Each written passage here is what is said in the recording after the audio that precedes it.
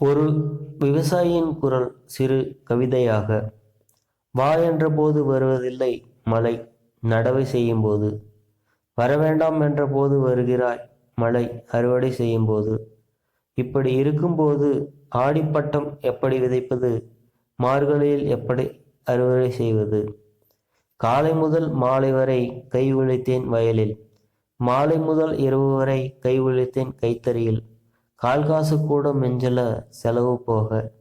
உழவு, விதை, நடவை, கூலி, உரம், அறுவடை, இரவு உணவு கூட போதல.